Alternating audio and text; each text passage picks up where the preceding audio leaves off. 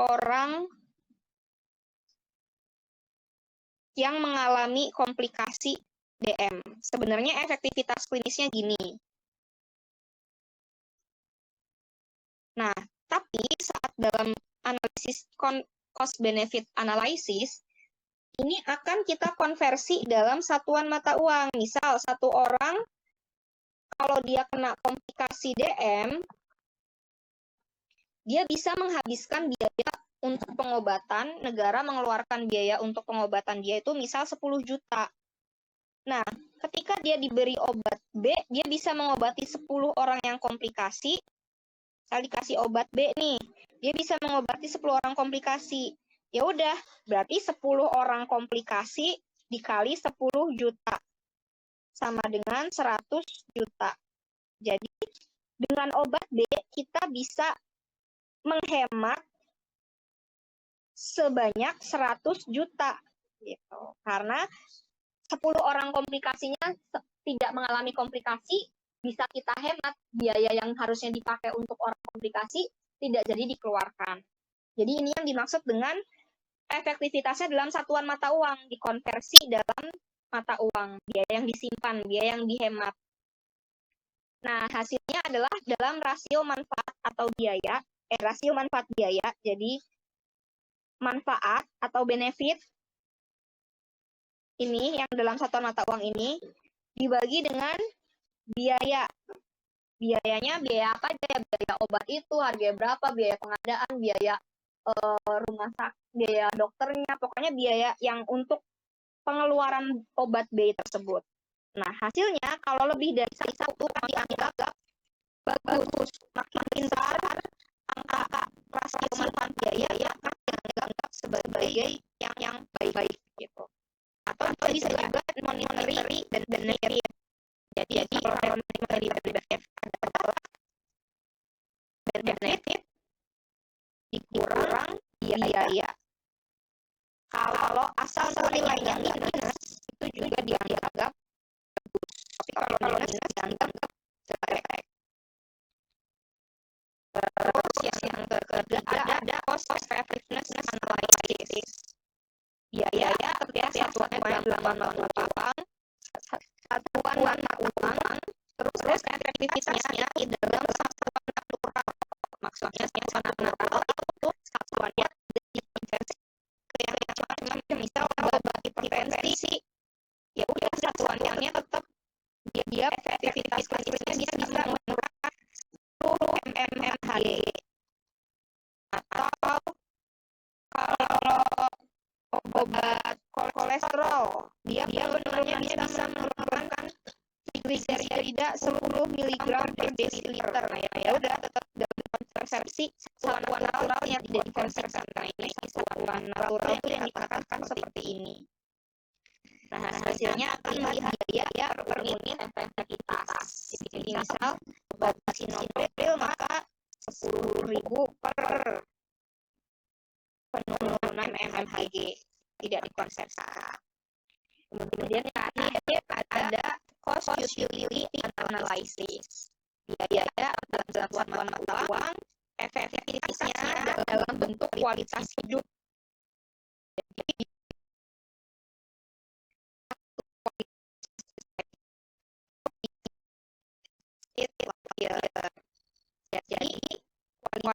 efektivitas ini dalam bentuk kualitas hidup yang dirasakan oleh pasien tersebut. Itu ada kuesionernya. Dalam hal kualitas itu rentangnya angka 0 sampai 10. 0 yang dianggap sebagai kualitas hidup yang buruk sekali, seperti orang mati yang bahkan tidak bisa merasakan apa-apa. Itu kualitas hidup yang dirasakan sempurna. Nah, jadi kalau orang yang sakit akan ditanyakan dengan sakit ini, kamu merasakan kualitas hidup seperti apa? Ada kemudian ada standar, tapi bisa dijadikan misalnya apakah misal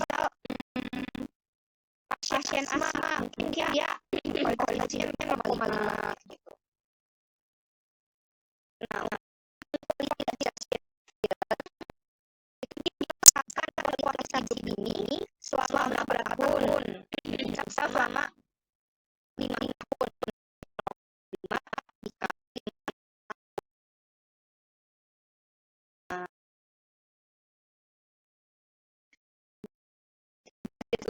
agak lebih kompleks perhitungannya, tapi untuk parameter 0 sampai 1-nya itu bisa dikendalikan.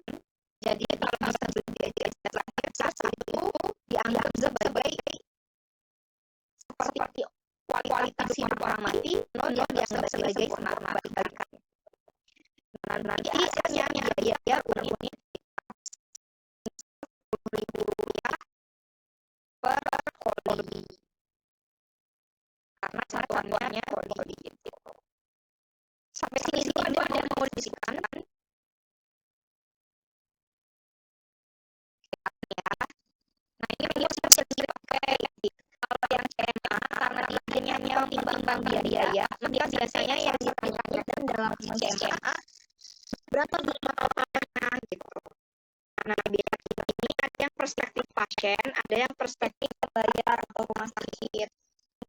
Perspektif pasien, dia akan mempertimbangkan seluruh aspek dari biaya langsung medis, biaya langsung terkait medis. Contohnya, ya biaya obat, biaya dokter, biaya cek lab, biaya perawat. Nah, kalau biaya langsung non-medis, biaya yang dikeluarkan langsung tapi tidak berkaitan dengan medis. Contohnya biaya untuk apa?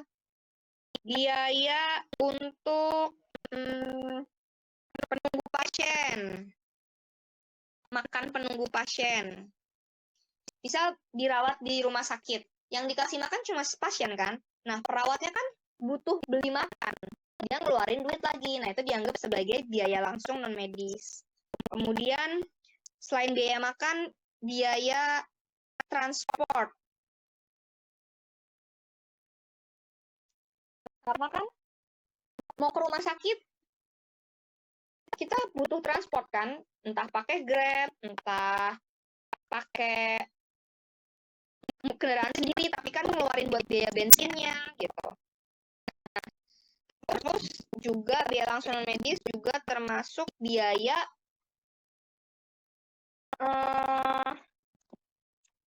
parkir, itu juga dihitung. Pokoknya biaya yang dikeluarin langsung tapi tidak berkaitan dengan medis. Terus terkadang juga ada biaya tidak langsung dipertimbangkan. Biaya tidak langsung tuh biaya apa? Biaya yang harusnya didapetin tapi gara-gara sakit jadi nggak dapet. Contohnya apa? Contoh misal supir ojek online harusnya sehari dapat 100.000, tapi gara-gara di opnam 5 hari dia jadi nggak bisa dapat uang itu. 5 hari kali 100.000 jadi 500.000, dia nggak bisa dapat uang itu. Atau misal orang harus berobat terapi tiap hari ke rumah sakit dan dia harus ngajuin izin gitu ke kerjaannya. Terus kata bosnya, tiap kamu pergi 1 jam gaji kamu dipotong 10.000 ya per jam. Nah, itu juga termasuk ke biaya tidak langsung. Jadi kehilangan uang yang harusnya saya dapatkan itu dianggap biaya tidak langsung.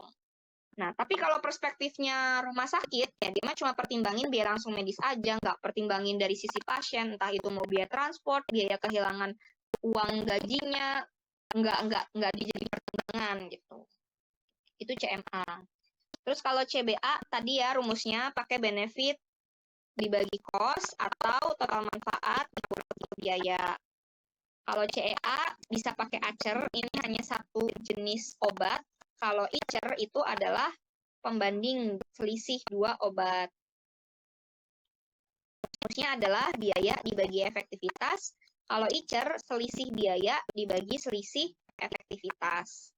Kalau CUA, hampir mirip rumusnya, hanya saja efektivitasnya itu dalam bentuk utilitas, entah itu koli atau dali. Rumusnya adalah biaya dibagi utilitas. Kalau ICUR berarti selisih antara biaya dibagi selisih antara utilitas. Semoga tidak bingung.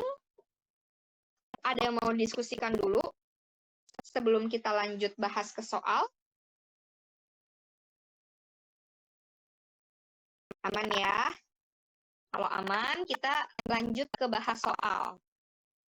Seorang apoteker spesialis farmakoekonomi diminta untuk membandingkan luaran kesehatan dalam koli dari 2 regimen terapi bagi pasien CKD. Kedua terapi adalah terapi A dan terapi yang berbeda, seperti ditunjukkan pada tabel. Ditanya berapa selisih total koli antara terapi B dan terapi A selama periode 5 tahun tersebut. Nah, ini berarti kita harus hitung dulu total koli A dan total koli B, baru kita cari selisihnya. Sebenarnya gampang hitungnya, tinggal totalin aja semuanya gitu. Kita hitung bareng-bareng. Yang pertama, kolinya si A, ini kita jumlahin aja semuanya, yaitu 0,7 ditambah 0,6 dikali 2, karena ada 2 periode, ditambah 0,58 ditambah 0,55. Nah, hasilnya ketemu 3,03. Langkah kedua, kita akan mencari kolinya yang B. Ini semua dihitung. Kita totalin sama dengan 0,85 tambah 0,75 tambah 0,73 kali 2, karena 2 kali, ditambah 0,69 sama dengan 3,75. Nah, baru deh kita cari selisihnya antara koli B dikurang koli A. 3,75 dikurang 3,03 sama dengan 0,72. Sama dengan jawabannya adalah yang E. Soal nomor 9 aman? Oke, kalau aman, kita lanjut ke soal nomor 10. Seorang apoteker menaksir total biaya langsung medis selama 5 tahun dari terapi A 480 juta, terapi B 539.760. Nah, ini obat yang sama dengan perhitungan sebelumnya. Dari selisih total koli yang sudah kita hitung di soal sebelumnya, berapa nilai icur dari terapi B dibandingkan terapi A? Nah, berarti kita diminta untuk mencari icur. Icur kan tadi rumusnya adalah selisih biaya dibagi selisih efektivitasnya, selisih utilitas itu. Nah, tinggal kita cari nih selisih biayanya. Selisih biayanya adalah 539.760 ini dikurang 480 juta dibagi selisih koli yang sudah kita cari di soal nomor 9. Ya, langsung aja masukin angkanya 0,72. Iya, betul. Ya, berarti angkanya ini selisih dibagi 0,72. Nanti ketemunya adalah 83 juta rupiah per koli. Jadi jawabannya adalah yang C. Soal nomor 10, ada yang mau didiskusikan? Aman? Oke, ini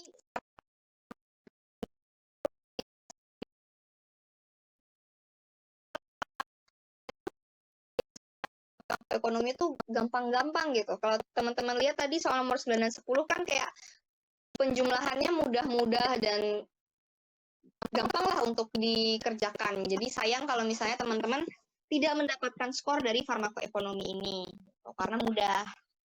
Oke, dari sini ada yang mau didiskusikan dulu?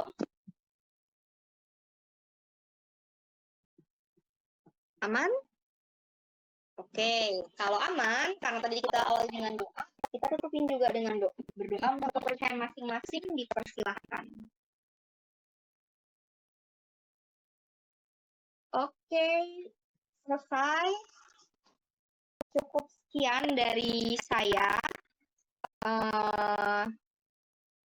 Ini juga pertemuan terakhir. Saya mewakili dari tim berteman apoteker mengucapkan apresiasi sebesar-besarnya kepada teman-teman yang sudah mengikuti dari awal sampai akhir, yang selalu bersemangat. Dan kami minta maaf jika dari kami ada kekurangan, dan semoga kami bisa terus berimprovisasi lebih bagus lagi ke depannya. Kami doakan juga semoga teman-teman bisa masuk ke PSPA yang teman-teman inginkan dan terbaik untuk teman-teman. Semoga ilmu dari kami bermanfaat. Dari kami, wassalamualaikum warahmatullahi wabarakatuh. Waalaikumsalam warahmatullahi wabarakatuh. Terima kasih banyak, Kak. Sama-sama. Izin ya.